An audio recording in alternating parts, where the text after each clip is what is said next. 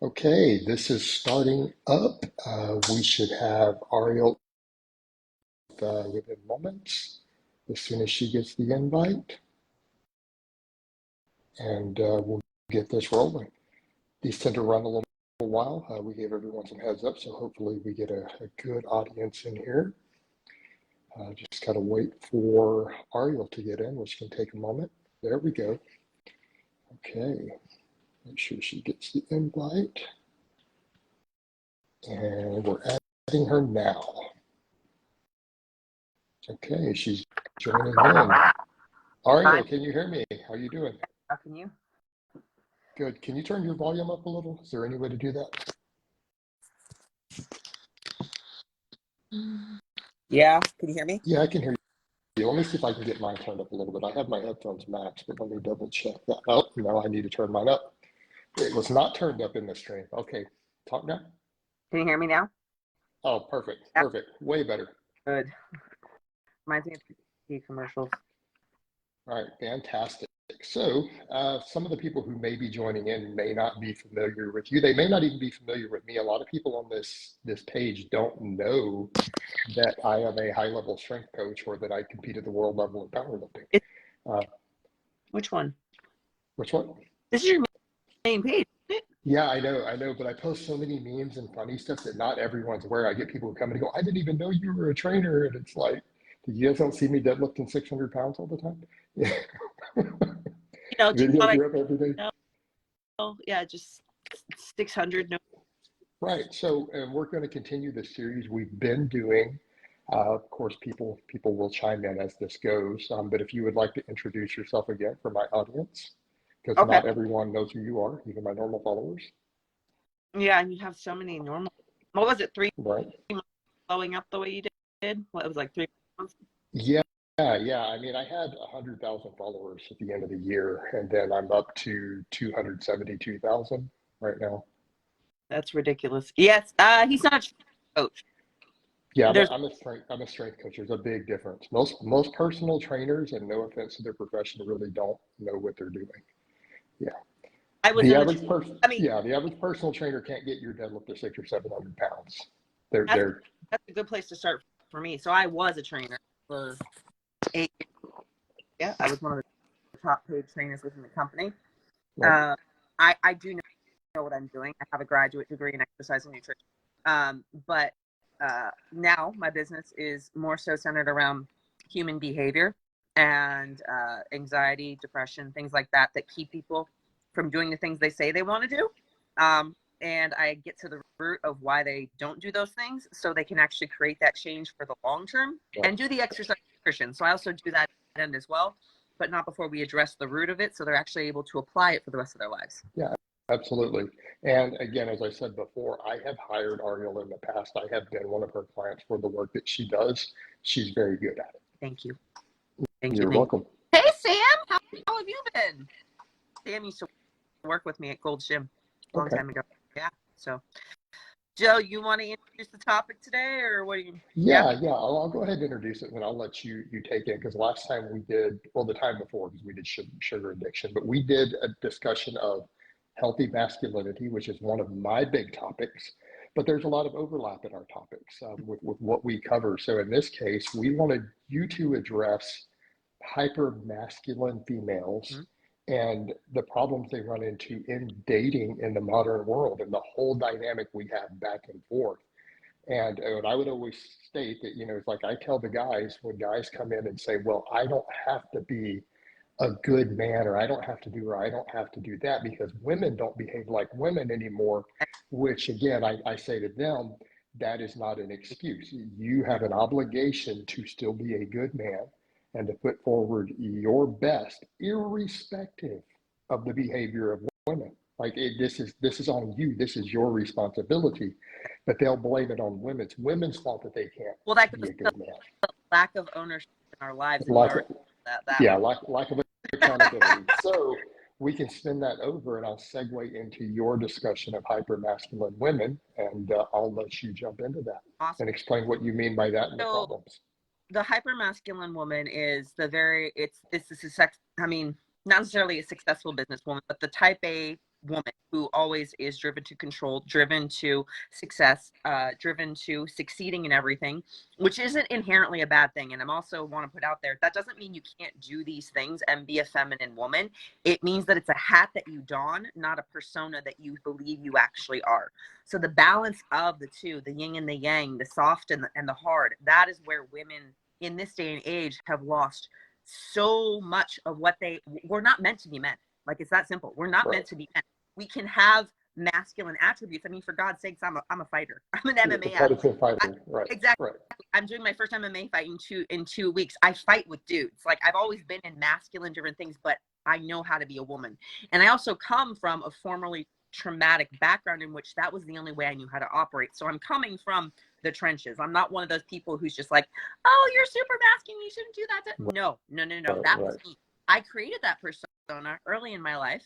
And as I've worked through that pattern and then implemented behaviors and done the research and gotten to academia, it's a trauma pattern. It is a trauma pattern devised to survive. Many of these young women and men too, but that's a different situation. We're only addressing them now. Many of these young women, it is the only way they were able to claw to the top. The only way they were able to create a sense of control for the individuals. No, I'm not. I am not Jason's girl. I am a very good friend of Jason, formerly been friends for a long time. Anyway, so it is a trauma pattern. It is meant to create a sense of stability because there have been so many unstable events. They clasp to these external accolades to create a sense of control, which isn't a bad thing, right? The problem is these women end up becoming the men in their lives. They control everything, and the man wants to ask her out. He wants to date her. He wants to do all these things. He does these offerings, and it's only this way. It is only this way, and if it is not this way, it is not working. And then the relationships fall apart because the things aren't going the way the woman wants, because she doesn't know what it's like to open up, because the fear of vulnerability means potential depression and traumatic re-encompassment. So it is the woman's responsibility to deal with these things before thinking about getting into an intimate relationship. And then obviously having a partner who's potentially open to that as well is beneficial. That doesn't often come, and we attract that which we put out. So if you're looking for a man that is not going to be beta, right? Not going to be weak, not going to be, you walk all over him, you have to stop being that individual in your life. It's that simple. And I know this is a hard thing. Believe me, it's a layered process, especially I have 20 years of anxiety, depression, and trauma myself that I had to work through before I even started to do these things. So I can't, but it is your responsibility, and you can't expect things to change unless you decide to change them. So. Yeah, and we come back to that point of the energy you're putting out. You know, these same women will go, but then I attract these boys who will not be men, and they won't take care of stuff. And before long, they're supporting him financially, all these other things, because it's like, well, because he doesn't need a woman. You're already the man in the relationship. You don't. You don't need a man. Why does a man need to step in and be with you if you're already the man in the relationship? You're going to attract little boys who want someone to take care of them. And then that feeds back into the societal model of men not becoming masculine because they are allowed and even rewarded for staying in that. And then you demonize, here's the fun thing, then you demonize the men for allowing it when you are encouraging it. And it goes both. And then Absolutely. A lot of the men, I don't know if you've heard of it, the passport bros. Have you heard of them? Yeah. So many of the men in the U.S. population, for those of you who are international, you're going to find this is hilarious. They are tired of women being hyper masculine. They're like, this is fucking bullshit. We're going to the middle of nowhere, like third world countries, to bring home an actual wife, a woman who actually knows how to be a woman, who knows how to appreciate a man. I know guys who've done this. Yeah. Which, I mean, the lack of ownership in the man and actually trying to understand and open up his perception, be like, maybe things are different here. It goes both ways. Both parties are not having ownership over the situation, and that's kind of what it creates the problem. Right? Absolutely, because that's what we're dealing with, and it's a blame game back and forth. And I see it in both groups every day. I see the men who are like, again, well, if women aren't going to be women, I don't have to step up and be a man. So it's like, okay, so they're messing up, and then the women are doing the same thing. And then they'll say, well, if these little boys would step up and be men, I wouldn't have to do this. The irony of the fact that it's codependent, and they don't It's codependent. Yeah. it feeds into each other. And that's exactly the point. Who is this guy? Oh my God. I'll have to read through later and figure out if he's trolling. I don't know if I have no idea. I can always moderate it though on my computer if need be. I've got it in front of me. Yeah, family, find it difficult to be somewhat masculine as I have to take on a father role to a degree. So for women who, if you're a single mom, right, this is a very, very common situation. Yeah. Start identifying and being aware of certain situations in which you harden up and you tense up, and your breathing rate will change, your heart rate will change, and you're putting Right. rigid no's. There's certain things that you obviously have to have a balance to 100%. As a woman who's single, you have to be the man 100%. But there are times that you can allow portions of flow and flexibility instead of rigidly controlling. Like, many times schedules are packed, right? There's no flexibility within the schedule. If the woman's schedule is not booked, she's unable to she's unable to have any flexibility within that. She doesn't allow any of her creative space. Men are too, but women more so are naturally very creative creatures. Yeah. And we shut this down. It's actually a trauma response because your amygdala is being stimulated, which narrows your prefrontal cortex, which keeps you from being able to see options of creativity and flow and variability. And cortisol and norepinephrine are circulating through your bloodstream. So looking if, okay, I can have a gap in my schedule and I can create some allowance and maybe try something that just gives me pure joy and doesn't have to have a purpose, doesn't have to be something for the family.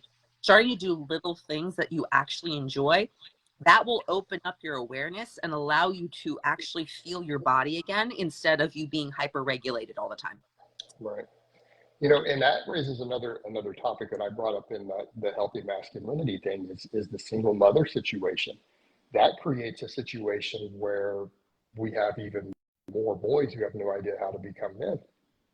And it's because if they're raised only by a woman who's doing her best to be the man and the woman in a relationship, and she is not introduced some other positive male role model like a grandfather, an uncle, someone to teach that boy how to be a man, he has no idea how to behave like a man. He has none at all. No, none. And I ran into that again with one of my clients, and I pointed out that his only influence was a father who left at 4 years old and was an abusive alcoholic and a drug addict who beat him and his mother and then left when he was 4 years old. He had no positive male role model in his life.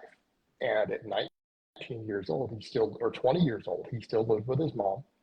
And he said, I only work so that I can afford a gym and afford a coach. And I live for free with my mom anyways. And his outlook on being a man was completely skewed. His view of women was extremely negative. Yeah, because that was he consciously brought into his awareness. That's there is no healthy role model. And I mean, unfortunately, again, so between the ages of like 6 to 12, we're in a state of hypnosis, essentially. Right. Like our brains are as suggestible as hypnosis. And as that young man was exhibiting, he didn't have the role model that he needed to create a sense of masculinity. I know it's horrible. So he had no sense of healthy masculinity, and he had no clue how to be a man. And accordingly, his relationship even with women was very, very bad. Like, he started talking to me, oh, I want to date. And I told him, he got angry. I'm like, you're going to hit your first girlfriend. You have such your viewpoint towards women itself is so skewed and angry because your mom is the total control in your life that, like, I've already told him, you're probably going to be physically abusive. And he got offended when I told him that, but I'm like, it's true. You need to talk to a therapist about this. Yeah. Like, you're not ready to date. And that's the brutal honesty of being a coach. Being a coach, you've got to be honest with your clients. No, I do not have any children to help raise my sister. I don't have any children either. No, I have this joy yet, but I am going to be a godmother in a couple weeks. And I've worked with dozens of single and married women with their children and developing healthy relationships with them as well. Because if you don't have healthy and autonomous ability to remain sovereign within your child, you're going to create little mini versions of stuff that you haven't addressed yourself. Yeah, absolutely. You know, it's my running joke, or my sister's running joke. I'm sure Jason has a few we don't know about, but no children. I do have 2 ex-wives. I have ex-wives in more than one country, but that's a whole other topic. I'd another one. My finding a woman I can really trust. Once I catch someone on a lie, I just never. Okay. So, Mr. Joe, I'm guessing that you had an experience in the past in which someone broke your trust, and this is going to be a little bit of a mind twist. When we say we don't trust someone, it's not really the other people that we don't trust, it's ourselves, because we don't trust how we're going to be able to respond organically within the moment due to the variability of the situation, because you can't control external responses, only yourself. So it's like, I don't know how I could respond. So it's not the other person, it's you. You're like, I can't control this outcome, so I don't trust myself to engage with them, which actually it keeps you clammed up. So the question I would ask you is, why don't you trust you? If you heal that allows you to start trusting others. Yeah, absolutely. Because I was reading Joe's comment just now on the computer just now. Yeah, that's exactly the issue. But that's the other thing too. You've got to fix the trust in yourself. But again, you can't be close to the idea of trusting someone else. Just because you've dealt with cheaters and liars and other things in the past doesn't mean that everyone that you get involved with is going to be that way. Watch for the red flags. They're there. And again, we have that tendency sometimes to ignore those red flags. I think all of us do sometimes, until we've dealt with the trauma around it. Many flags are things we ourselves don't want to turn up an eye to within ourselves, and until that's addressed, you're going to recreate it in another partner. But again, the same thing, it comes down to what he's saying. He's scared of trusting, and he doesn't think he can trust. And it's like, so if that's the energy you're putting out, who are you going to attract? Exactly. Those that you can't trust. Yep. So the question, it always goes back to us, unfortunately, guys. Yeah. That's the rule of ownership. What you owned, you can create or uncreate, right? Once I catch someone in a lie, I cut them out of my life forever. You can never trust someone about anything ever again. Are you human? Humans make lies. Hold on, I'm going to get rid of definitely some troll. Like you said, much less human. That's why I'm laughing. I'm about to spam that troll. Anyone who's known even my dating history would definitely agree there. Evidently, I caught someone outright lying about something serious. I'm an honest person. So am I. Integrity is like, if you don't have integrity, you won't even be a friend. But we also have to realize that people's perceptions are the reality. So if they justify it within their mind and they decide to attach to a belief, then their lies are justifiable. I mean, that's how sociopaths are able to sleep every night. Sorry. So, I mean, doesn't make it right, but also who's to say what right is, but a societal attachment that's a perceived norm, and there's always going to be outliers to that. Right. So, but back over to the thing about hypermasculine women, because again, I work with a lot of female athletes, and again, you'd be surprised how many of them are not as hypermasculine as you would think. Because look at what I do for a living, and I coach some women who are like, they're absolute pit bulls, but then you still see that they still have a soft feminine inside. Yeah. And they still do. Even some of my strongest lifters. Michelle's a perfect example. Everyone sees her. She's a former boxer. She now power lifts. She's covered in tattoos. So I mean, that would be the first thought a lot of people would have, that she really isn't hyper masculine. Like when you have a conversation with her or you coach her. It also goes to an extent as to why the individual decides to participate in the thing, right? It's like, oh, I'm doing because of the pure enjoyment of it, and it feels really good to be strong, as opposed to I need to throw everything into this to be able to distract myself from what is actually going on. That's where the hypermasculinity typically comes into any sport or anything in general. Oh, someone just said, well, lifting heavy make you look like a man, and it's like, no. I mean, perfect example. Look at my blogs and reels with myself. I mean, she's like a man. she's a powerlifting champion, and she doesn't look like one. Like, she doesn't look like a man. So here's the thing I always point out with that. Here's the thing I always point out. How many male hormones are you injecting? Yeah. If you keep them fairly conservative, you won't look like a man while lifting heavy. Just don't use lots of steroids. Or you could choose to use none. That would work really well too. But, it's a dose-dependent response. If you start exceeding the testosterone levels of a healthy man, you might start looking a little masculine. Or if you're taking, it all goes to the compounds that you're deciding to utilize. Yeah, so what are you putting into your body? And that's the thing you have to remember when you're dealing with a lot of female athletes. A lot of them who scream how natural they are, doesn't mean they don't use 7 different anabolic drugs just because they claim they're natural. Exactly. Oh, they could pass a drug test, so that's not particularly impressive. It's Like not. really, I could name at least 7, 8 steroids we can easily get through a drug test. I know dozens. I know lots of somebody Yeah, gotten through that. yeah, yeah. You know, so that's a factor. So always keep that in mind, because you'll still see the women who are masculinized who will say, "Oh, I'm completely lifetime natural," and it's just like, well, I didn't know women naturally produce trim. You know, you know, so always keep that in perspective when you're having that discussion. Mm-hmm. It generally doesn't happen to women who are drug free, barring maybe a few genetic anomalies, but those are genetic outliers. Agreed. Yeah. Christopher's asking if I'm natural. I have done one round of Anavar back when I competed in 2016, I think. And then I've done one cycle of HGH in the last couple of years, but that's just because of the amount of injuries I have from fighting, not to get Right. big anyway. It's just longevity. Yeah, I feel the same way about growth hormone, and I'm a big advocate for growth hormone. I use growth hormone. I'm very open about that. Very Growth low hormone dose. doesn't get me bigger at all, and the research says it doesn't. The tendon side of it though is phenomenal, and Exactly. particularly me being 46 and lifting the weight I lift, growth hormone's a game changer. Yeah, my injuries went down like significantly when I did that. Increased my sleep cycle, just doing like Yeah, 2 to 3. It was great. yeah, I do 4 units. Okay. Yeah. Yeah, yeah. Yeah. But it Costco. What do you think about that? Talking about where to find women in Texas. Ariel, I've been through, hold on, telling myself dealing with toxic and masculine women. She would raise her voice constantly, try to initiate physical fights with strangers in public, pushing, etc. Turned into a rocky relationship. Okay, so where are you at with her right now, and what are you looking to accomplish with her, or are you just trying to step out of the traumatic experience that you experienced? Yeah, I think that's it. They're talking about everything else. So yeah, and then it's also you're in a abusive relationship. Why are you still in the abusive relationship? What Right. do you can change them? Because you can't. Yeah, you Can't change can't change them. You need to walk away from that relationship. exactly. You are enabling them to continue the behavior by your mere presence. So either you don't have enough respect for you, or you don't have enough respect for them to be able to actually walk out. But you continuing to stay allows the behavior to precipitate. I think most people are truthful. Most people are. I don't know.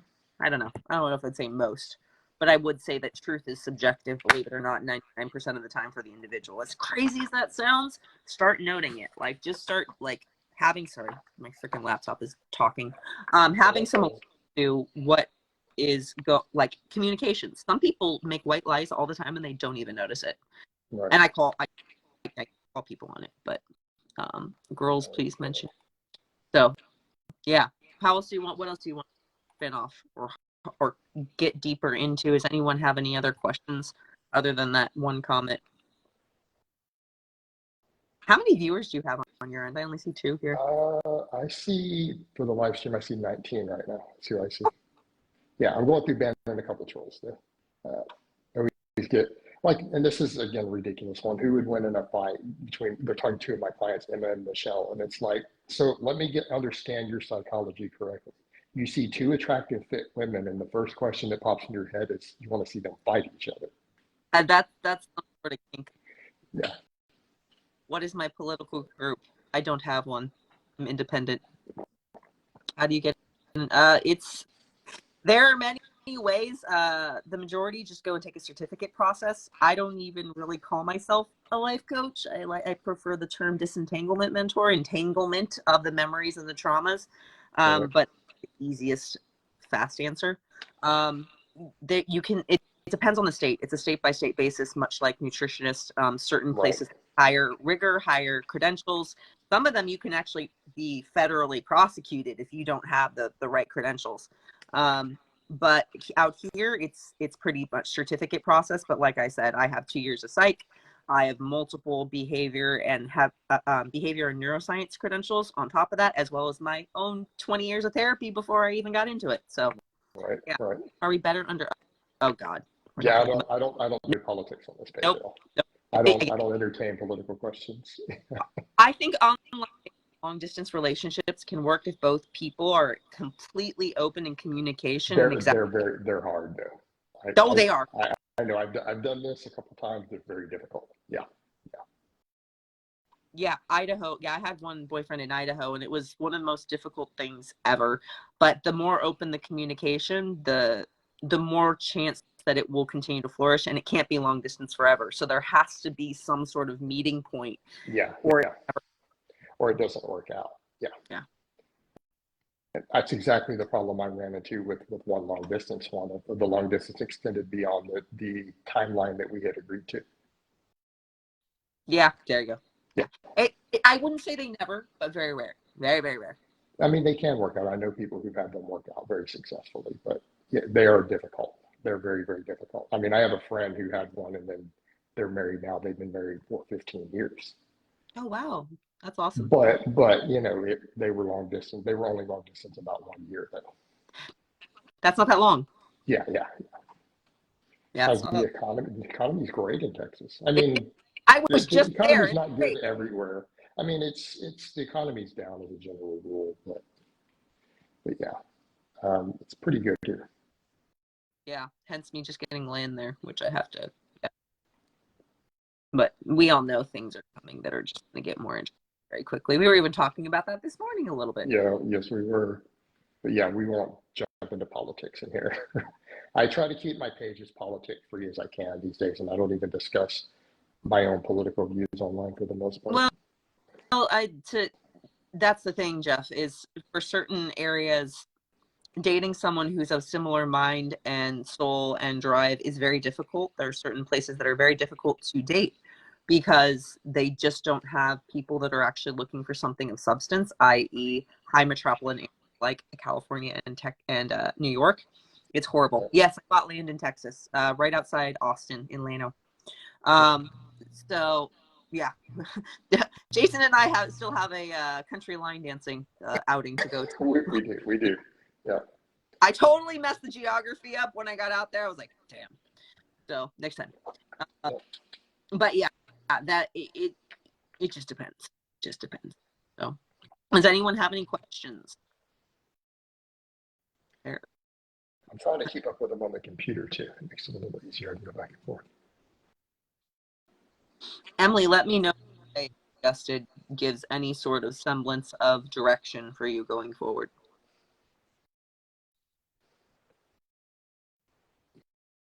Going to see if there's any good questions here we haven't addressed. Yes, I coached him for a short time, and yes, we are just friends. I don't know what it is with people wanting to match me with all the people I coach. How often do I lift? I lift 6 times a week, and then I do Muay Thai and BJJ 6 to 7 times a week. That's a lot. You do more lifting than I do. I do, but I do it in bursts. So my period, it's only like 30 to 45 minute increments as opposed to like an hour and a half segment. Yeah, I worked with Jason a while ago. Yep. For one very specific area. What's the main cultural differences between Texas and New Mexico? I've never been to New Mexico, so I have no idea. I've lived in both. That's your. I was as a teenager. I spent some time in New Mexico, but this was so long ago. I was 17 when we moved back, so I was there from the age of 14 till 17. I don't know. The biggest difference is New Mexico. In my memory, it's really, I would describe it as a lot more hippie-ish and new age. I've heard that. It's That's how I would, at least when I lived there, it's very woo-woo. But this was in the early 90s. Oh, that long. So before it got super trendy. Yeah, so it's like, I think of New Mexico, I think of a lot of weed and a lot of hacky sack. Guys playing hacky sack and a lot of crocheted hats.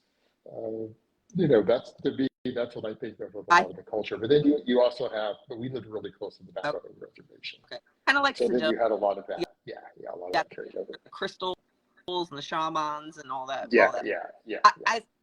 As one of my old mentors would say, I speak fluent woo-woo, but I'm not woo-woo. Right.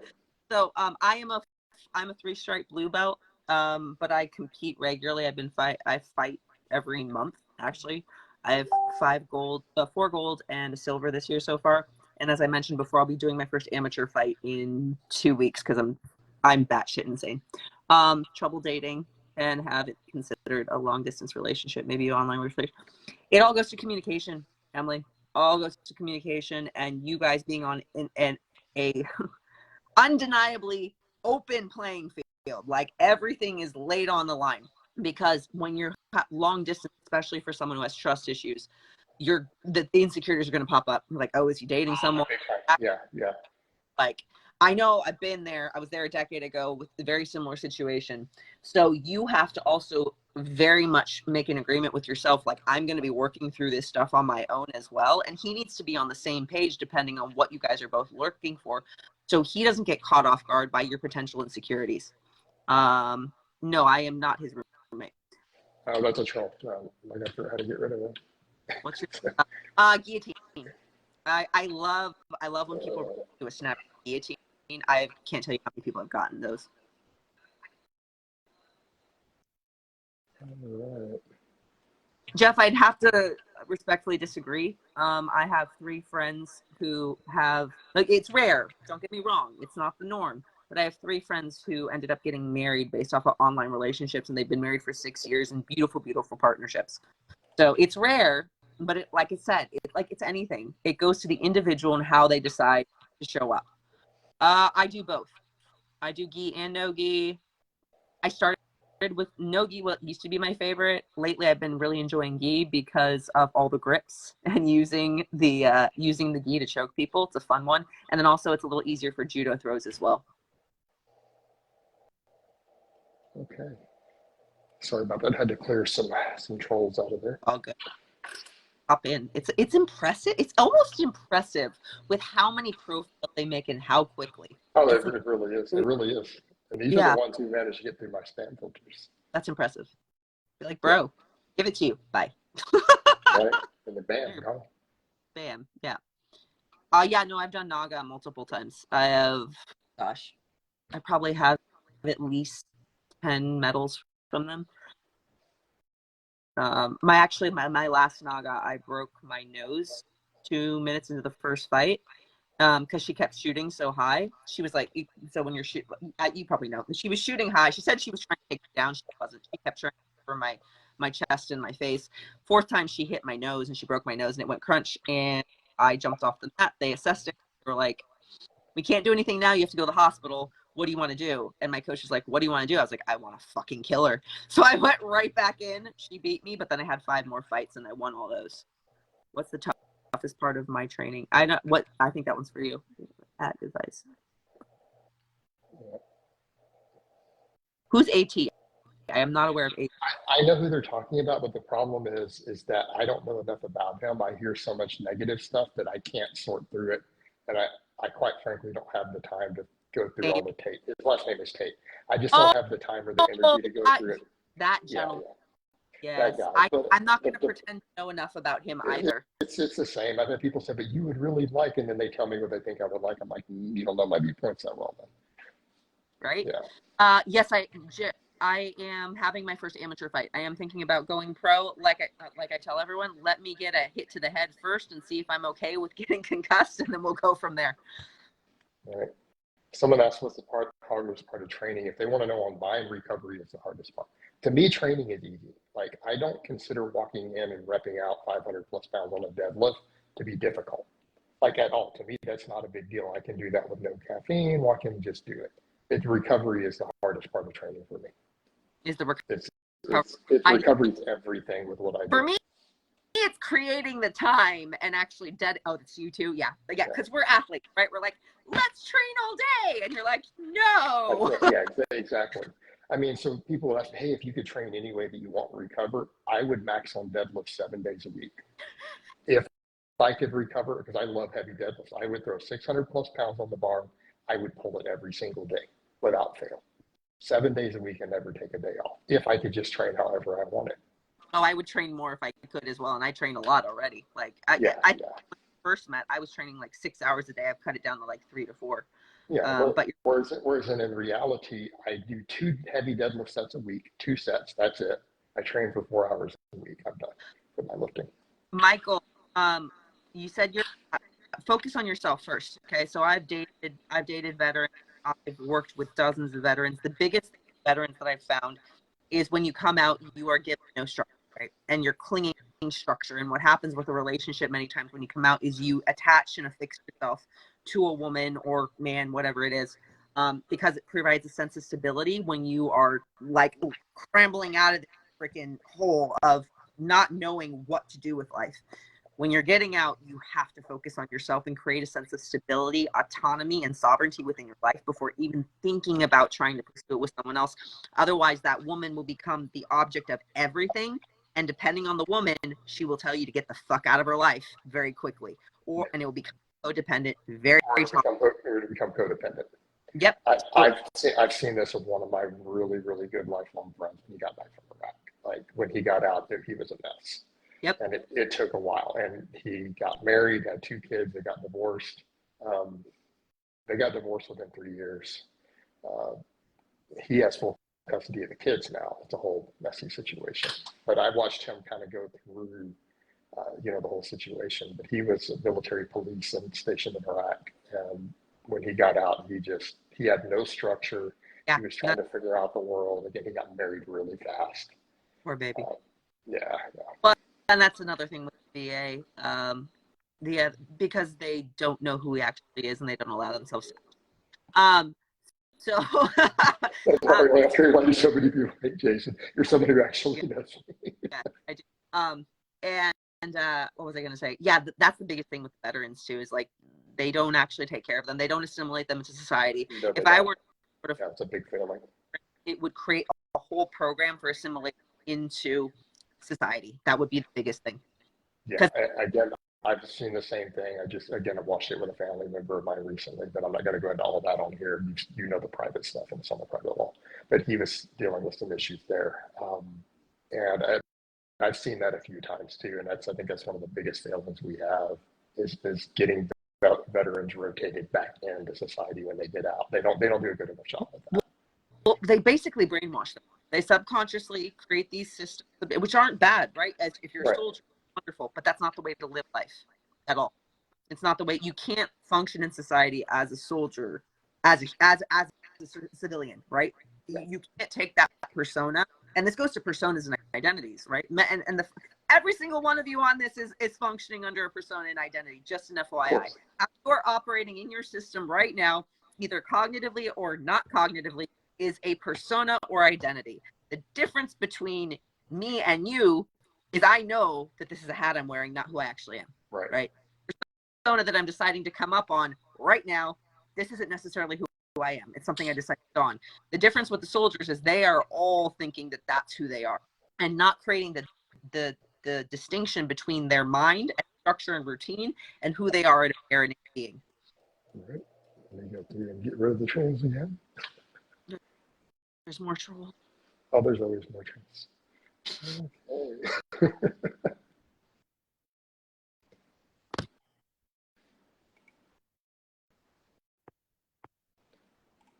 I don't know what question you were asking, Mr. Michael. Oh, what? Oh, why does so many people hate Jason? Because, I already answered that question. I know Jerry's not a troll. I thought he was asking a troll question. Yeah, I was like, I don't think he's a troll, but he's. I know Jerry's not a troll. I've chatted with Jerry quite a bit online over the years. Who's Jerry? Oh, he asked us some other questions that we answered already. Okay. Yeah. Is it a crime for trolls to use my videos online? Well, I don't know. If they're specifically committing a crime, then it is. If they aren't committing a crime, then it isn't. Yeah. That one that they sent me the other day on Instagram, I was like, really, guys? Like, you think I'm easily that long-time viewer?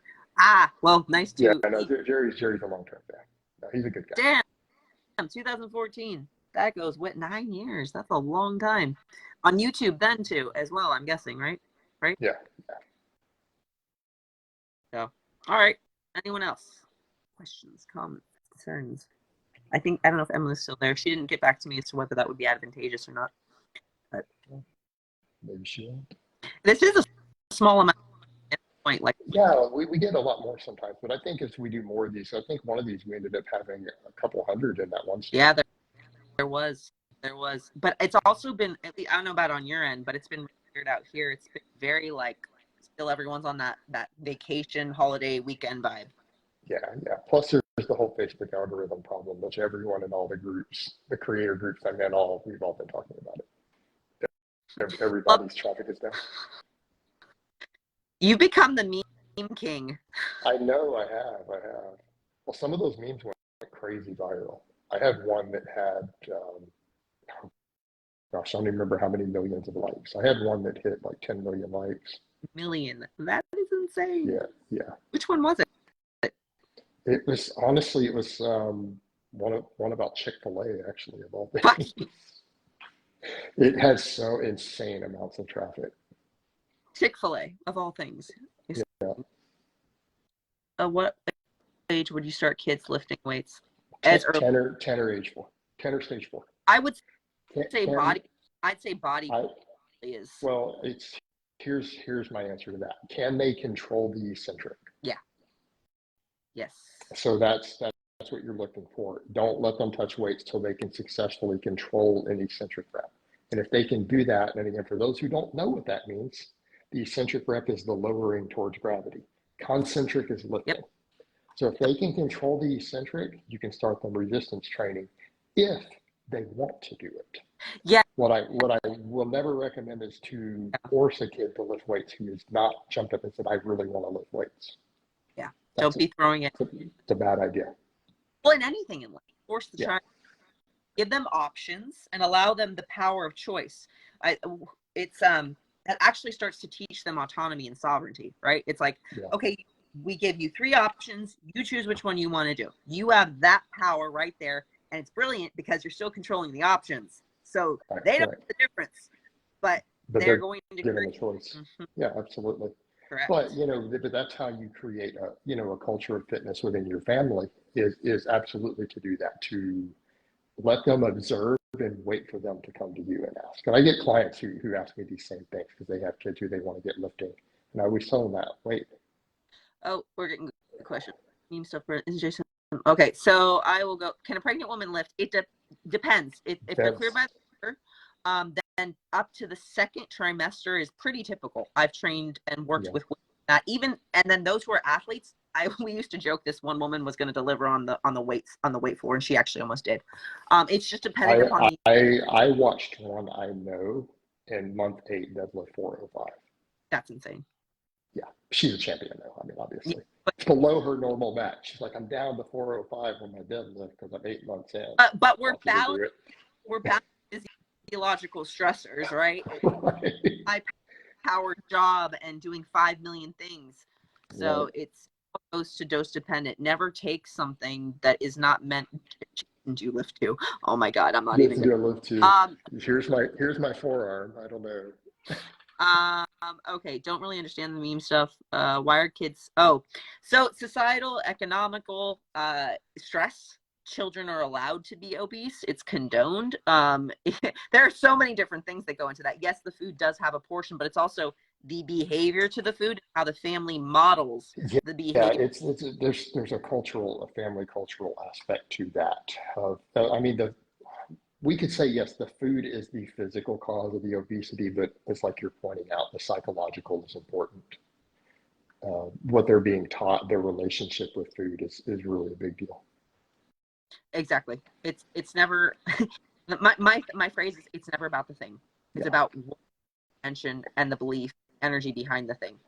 It's never about the alcohol. It's never about the food addiction. It's never about the lack of exercise. It's about why. What's the underlying thing? Well, it's just, what's my strength standards for women? I'm a strength coach and I coach quite a few high-level women. So my standards are going to be ridiculous. If I were to tell you what I consider a decent deadlift and bench and squat for a woman, you're going to think I'm crazy. Yes, let's hear it. Well, I think a 225 squat ass to grass is decent for a woman if she's below parallel. Okay. I think anything over a 300 deadlift is decent. Okay. And I think anything 1 plate or more on the bench is decent. Agreed. Yeah. And keep in mind, that does not mean they're going to be competitive. No, totally different things. That's just decent strength. And if you start going to like NSCA or like CSCS protocols, those numbers that you're putting out there are like excellent, like ridiculous. Right. So that's a very different criteria. But the same thing for me, people are like, hey, what do you consider to be baseline strength for a man? I'm like, 300 bench, 400 squat, 500 deadlift is baseline. Y'all might want to back out a little bit right now. Like, like that's what you should hit before you consider steroids. Well, we only announced it once, and because algorithms changed in the last 2 weeks, and because algorithms change every 3 months or so, us coaches are always like, well, fuck, how are we going to fix this? It's just learning the new algorithm, and that's what we're in the middle of right now. So Thank you for tuning in, because that actually helps the algorithm. Yeah, absolutely. Anyone who posts actually helps with all that. What's your creatine for women to Kate? We had this on the last one, creatine monohydrate, nothing fancy. 5 grams. The cheapest creatine, I do 5 grams a day. Probably everyone should use it, even if you're a non-responder, just for the cognitive benefits. I did compete in bodybuilding in the 20s. I did for and Venice. I don't do it anymore because of the drug usage, in all honesty, which goes against why I even got into it. Yeah, it's gotten insane. It's gotten insane. Like, it's just a bunch of druggies. I think that all the bikini athletes look like anorexic and Auschwitz victims, in my humble opinion, at this moment. That's not pretty to me. If I ever did. Well, again, yeah. Personally, brand name. It doesn't matter. Just a creatine Creatine's creatine, yeah. Oh yeah, no. It used to be. I feel when they brought the bikini, like back when Amanda Latona was a bikini athlete, that was a little healthier. Right. Like, okay, she has some curves. She looks like an actual woman. But what they've really turned into, in honestly the last 12 or 13 years, it's gotten asinine. It's just a bunch of drugs. And they keep pushing it. It's like, then they bring in this wellness division, which looked like a good idea, and then all of a sudden they're getting way too shredded. Yeah, they did for the first couple straight, and then now it's like, okay, how do we make these Brazilian butts with like these shredded 6-pack abs and striations everywhere? It's ridiculous. Kali, muscle up. I don't do my dead pull anymore because it got scary how accurately I predicted the deaths of coming people. I don't do it anymore. I predicted multiple deaths that people died within 6 months of me calling it. So yeah, in the industry. Don't do. I quit. I don't do it anymore. Not do. Yeah. I'm clairvoyant, but not like that. Not to that degree. There were signs. Well, I did call Cali Muscle, and he had a heart attack, and then he backed down, so he didn't actually die. He survived my dead pull. The one survivor. Yeah. Cali Muscle. Yeah. Did you call Rinch Piana? I did 6 months before. Oh. Yeah. Did you know Boston, Lloyd? Yeah. I knew Boston. So everyone predicted Boston, unfortunately. Yeah. It was out of control. When I competed in my first show alongside Boston with my best friend Tyler Sage at the time. That was our first show, so that was a long time. I was 22, 10 years. Yeah. But well, he and I had a lot of mutual friends. There were people who were still friends with him near the end, who I'm friends with, and we talked about it. And they're like, yeah, they were like, it was just really tragic. But he didn't seem to actually be a bad person in any way. He really was. Yeah. Yeah, it was a shame. And then obviously Ariel got left behind, unfortunately, and the little one. It's just a tragedy. Fortunately, things to extremes. No. But he did. He took it too far. I mean, the guy was admitting to 13 grams of beer a week. I can't even logistically comprehend how you get that into your body. Just the process. Just the physical process of getting 13 grams of injectable beer into your body a week. I'm in physical pain just thinking about that much soluble, that much oil being penned into your muscles. It's like, yeah, it's ludicrous. Yeah. Do the math on it, people. It's insane. 13 grams. Like he had to be in physical pain all the time just from the injections. Like, it's just insane. Extremism. What can you do? Right. That's deeply seated stuff, and pushing yourself to the limits to be able to be someone who stands out, because you. Hypey mud versus I wouldn't do either one. Why? Yeah. Why? Go to bulksupplements.com or go to myprotein.com. Yeah. But yeah, extremism is never a healthy thing. It's many times it's an overcompensation for something that's deeply seated and not addressed within ourselves, or trying to, because you yourself are not confident in who you are, so you have to make a name for yourself. That goes to attaching.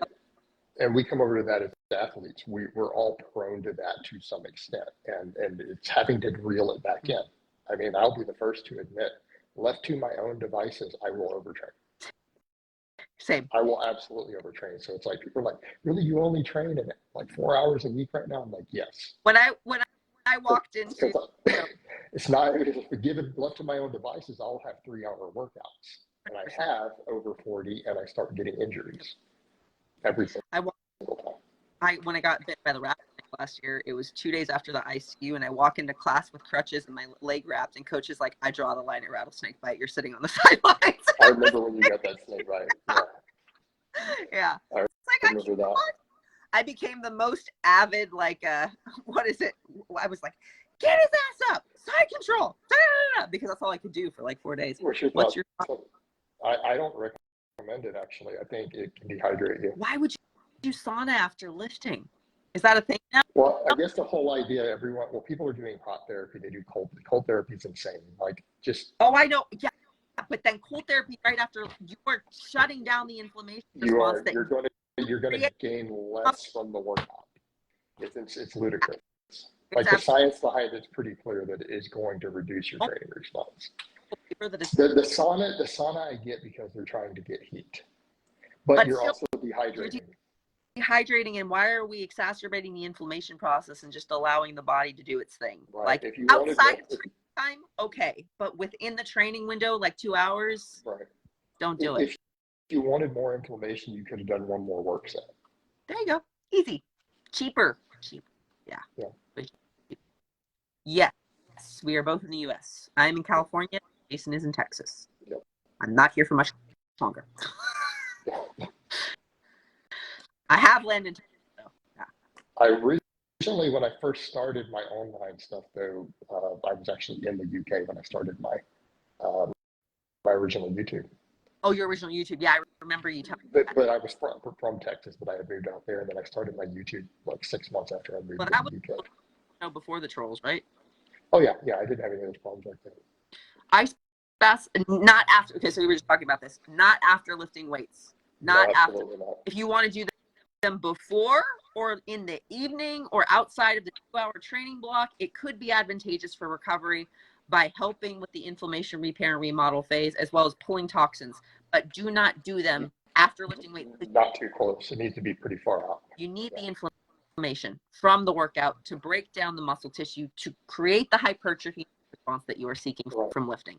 Well, and you always get that. People will say, oh, I want something to reduce my cortisol during training. And I'm like, you need to look at the meta-analysis on this. It's like 8 years old at this point, that there is an absolute dose-dependent response to hypertrophy and elevated cortisol immediately post-workout. And it's actually the only hormone that was linked to it. Post-workout testosterone and growth hormone were not linked. The levels were not correlated with higher rates of hypertrophy, but cortisol was. And it is. Y'all people, they love a little having conversation here. We can be worried about the violence. It's not as bad as fucking social media puts out there. It really isn't. I live near LA, which is a shit show and one of the hubbubs, and I can tell you right now, I am all good in the hood. Yes. No, we have not yet, but that will happen soon. A lot of videos. I've heard this before. What is stand your ground? I'll briefly cover what that means legally. Stand your ground means that when put in a defensive situation, you have no legal duty to retreat before responding with force. So to put that into context, Texas is a stand your ground state. If someone puts you in a situation to where you can respond with up to deadly force, you're not legally required to try to retreat first. You can stand your ground. Interesting. We don't have that. Oh. Yeah, you don't have that legally. And do not have that. For those of you who were guessing my political affiliation, it's not that. Right. Any commercial gyms allowed to lock people in contracts they know? Why did you move the UK and the US? Have you coached a client who works 9 to 5? If they have any issue with recovery? I don't know if that's your question. Does that mean, Emily wants to know, does that mean you can shoot someone? If you can legally, then yes. Again, those laws are very complicated. What I would highly recommend is that if you're going to live in any place and be armed, you need to know the laws where you live inside and out. Yep. It would be a very, very wise idea. So Ron, when you were saying 9 to 5, I don't know if you were speaking to me or Jason. I have coached dozens, no, probably hundreds at this point, of people who work a 9 to 5 and have kids. Yes, they have all the issues. time.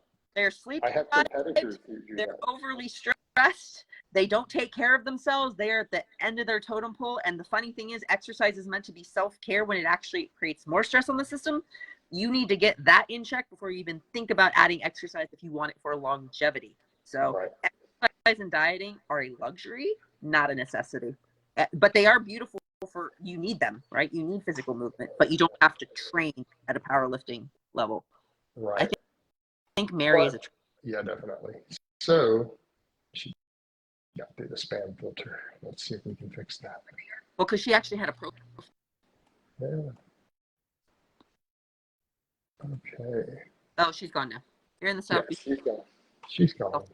Defense. I agree, Christopher. If someone is, there is a trespassing is illegal, in certain areas.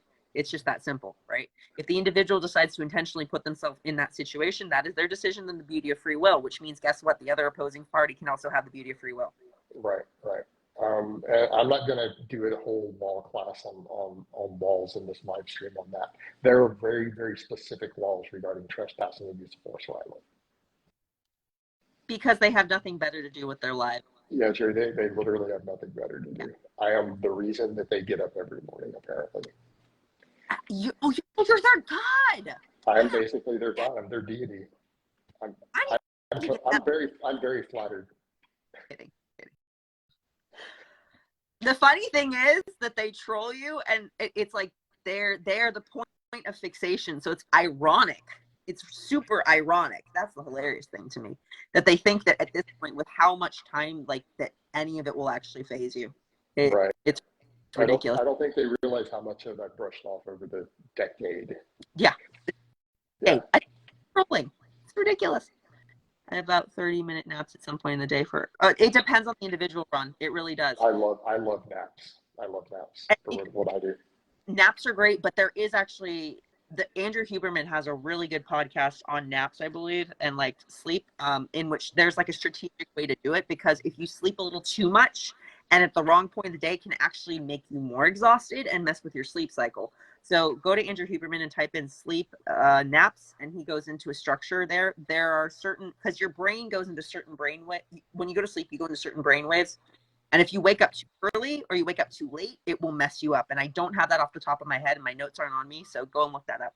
Right. Whereas in my case, sometimes I like to just, if I feel sleepy after I train and I eat my post-workout meal, I'll go take a 20-minute nap. Yeah. And just tap out. But I sleep 10 hours a day right now. I wish. Which is, well, it's almost no choice. Like, again, my training is just that taxing at this point. I personally love my work, but that's just me. I'm spoiled. Love my sleep number. To the best bed. I don't remember what brand I have. I need to go look. Yeah. I bought a new one actually this year. So. Awesome. Well, it's been an hour. We kind of went off topic, but that's all. It's all good. Questions? Yeah, people had a lot of questions. So we will be doing this every 2 weeks, right, Jason? Yeah, every 2 weeks we'll do one of these. Same time, same place. Yeah, we'll try to do them on Tuesday evenings. Yeah. So, and if you guys, comment if this time works for you, I guess, for those who are watching on the replay, because we can be flexible if we need to. I just need to have advance notice, and I think Jason does too. Yeah. Oh, yeah. I have a really firm sleep number, especially after training. It's like an 76 to 82, typically speaking, before bed. Right. But I fuck my body up training with fighting. It just part of it. I take a I know I coach some fighters, and it's just dealing with that is interesting. As again, the same thing. You know, I have a pretty high level BJJ guy, and yeah. he is so beat up. Yeah. It's never are you injured? What's injured? It's what's injured, and it's like, what can I do to get his tendons healed? You know, or it's like, what's beat up this month? Is his elbows or his knees worse? Is it his patellar tendons, or you know, his tricep insertions? One thing that I do a lot of mixed martial artist athletes become a little more secular, they avoid is training outside of training, which is, I believe, essential, absolutely essential. It's the only thing that's given me an edge in my fights is my strength and explosivity that I had from over a decade of training. And I program that I have a couple BJJ girls that I work with, and it's given all of them an edge because you have to be foolproofing your hips, your knees, your shoulders, all those different things, or you're going to be getting injured very quickly and you will not be able to recover. So, I mean, well, it's the same thing, posterior chain work, everything for my contact sport people. Twice as much posterior chain work on. If I can get them on a glute ham raise and a reverse hyper, both, if they have access to both, we're great.